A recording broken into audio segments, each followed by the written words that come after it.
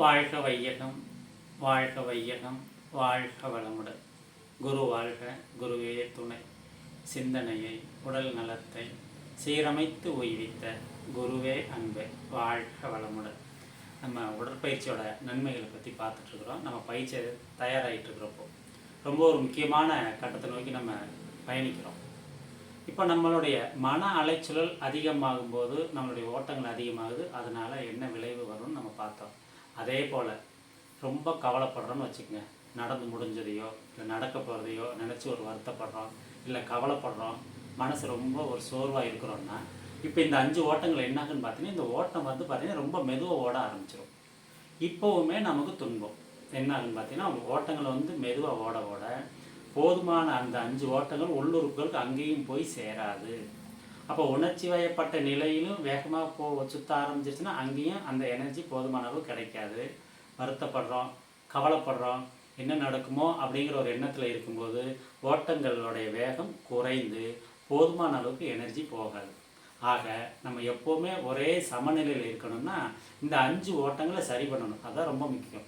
அப்போது கவலைப்படும் போது லோ வோல்ட் மாதிரி, இப்போ லைட் எரியுதுங்க, லோ வோல்ட்டானா என்ன ஆகும்? அப்படியே டிம்மாக இருக்கும், அது வெளிச்சம் தெரியாது. ஹை வோல்ட்டாக இருந்தால் என்ன இருக்குங்க, நல்ல பவராக ஏறி டக்குன்னு பேசி போகிற மாதிரி போயிடும். அப்போது இந்த உடம்புல ஓடக்கூடிய ஓட்டங்களை எப்போவுமே ஒரு சமநிலையில் வைக்கிறது தான் நமக்கு நல்லது. அப்படி வைக்காத போதும் பார்த்திங்கன்னா கோபம், மன வருத்தம், என்ன சொல்கிறாங்கன்னு கேட்டு பேச முடியாத நிலை. என்னதான் உள்ள அன்பு இருந்தாலும் அந்த அன்பை சரியான முறையில் நம்ம வெளிப்படுத்த முடியாது. ஏன்னா உள்ளே வந்து எனர்ஜி குறைஞ்சிருச்சுனால ஒன்றுமே நம்ம நினச்ச மாதிரி நடக்க முடியாது.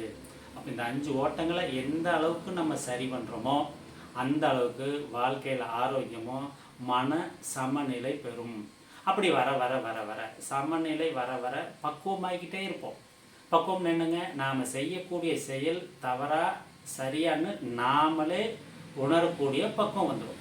அப்படி உணரும்போது வாழ்க்கை எல்லா தடையிலும் நீக்கி நல்ல நிலையை அடைய முடியும். அதுதான் இந்த உடற்பயிற்சி கொடுக்குது. அதனால் நம்ம உடற்பயிற்சி சாதாரண பயிற்சி இல்லைங்க. சாமிஜியோட மனவளக்கலை மிக மிக மிக அற்புதமான பயிற்சி. அப்படி வடிவமைச்சு கொடுத்துருக்குறாங்க. நம்ம பயிற்சி ஆரம்பித்து நீங்கள் 30 நாள் பண்ணி பாருங்கள் அந்த பயிற்சியில் என்ன மாற்றம் வருதுன்னு. அதனால் எல்லா வல்ல இறையர்களும் குருவர்களை வாழ்த்தி வணங்கி விரைவில் பயிற்சி செய்ய இருக்கிறோம். இந்த பயிற்சியோட நன்மைகளை பார்த்துட்ருக்குறோம். தொடர்ந்து அடுத்த பதிவில் சந்திப்போம். வாழ்க வையகம், வாழ்க வையகம், வாழ்க வளமுடன்.